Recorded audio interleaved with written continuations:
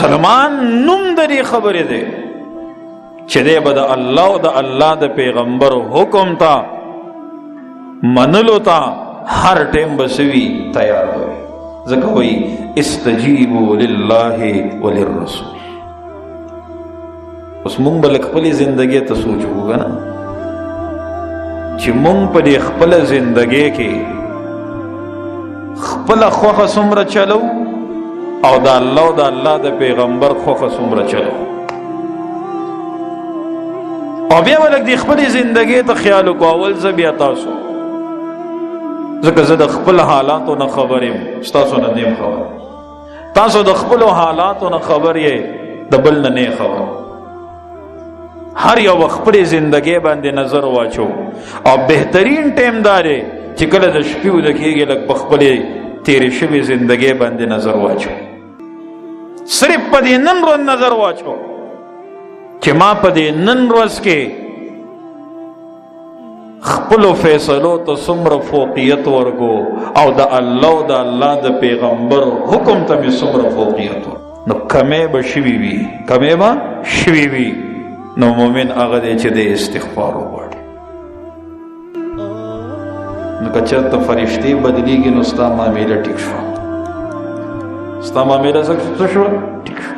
ځکه تا په اخلاص توبه وویسته، ستا هغه غلطۍ تا پسې ونه لیکلی شوې، ولې بخښنه دې وغوښته. او که نه همداسې په غفلت کې وده شوې، نا فرشته په دې انتظار ده چې صبر وکړم ملیکه اوس به توبه وباسي، اوس به توبه وباسي. خو چونکې ته د غفلت په خوب وده شوې او توبه دې ونه ویسته، نو تا پسې لیکل څه شو؟ درج شو.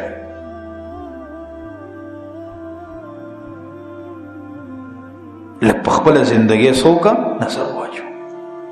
بل سره حساب او محاسبې پرېږدی، پلانکې داسې دی او ډینګرې داسې دی او ډینګرې داسې دی. مړه ځان وګوره ته څنګه.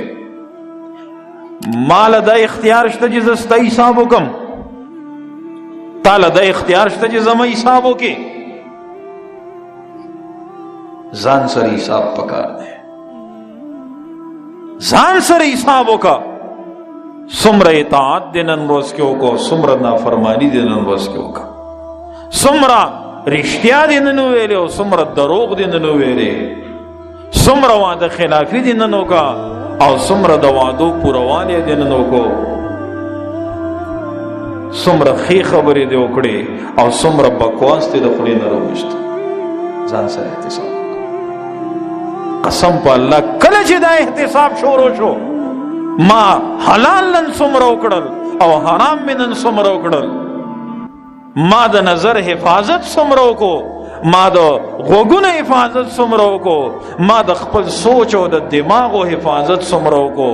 کله چې دا احتساب او دا مادر احتساب مونږ کې پیدا شوه، زما مهربان تا نه اوچت متقي نشته.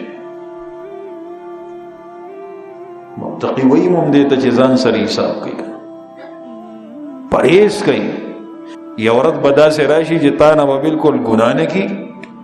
دکه تقوا ده، دکه تقوا. مونږ فرشتې نه یو، مونږ هم انسانان یو، نه انبیا یو او نه فرشتې یو. زما د خبرو دا مطلب نه دی چې زه خدای مکه تاسو شرمنده کول غواړم، نه. زه دا خبرې اول ځان ته کوم، چا ته کوم؟ ځان ته کوم. مونږ هم انسانان یو، مونږ هم خطا او ګناه کېدی شي. صرف دا خبره دې دپاره کوم، اول ځان ته او بیا تاسو ته، چې ځان سره احتساب کول پکار دي. ورنه بیا د قیامت په ورځ به تا ته څه وایي؟ اقرأ کتابک کفا بنفسک اليوم علیک حسیبا. اے خپل عمل نامه په خپل اولول او ځان سره حساب په خپل وکړه. نو که دنیا کې دې حساب کړي او ځان دې بچ کړي، خو بچ پې که نه.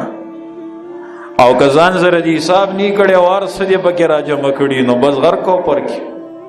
الله دې زمونږ د ټولو حفاظت وکړي. الله دې مونږ سره حساب یسیر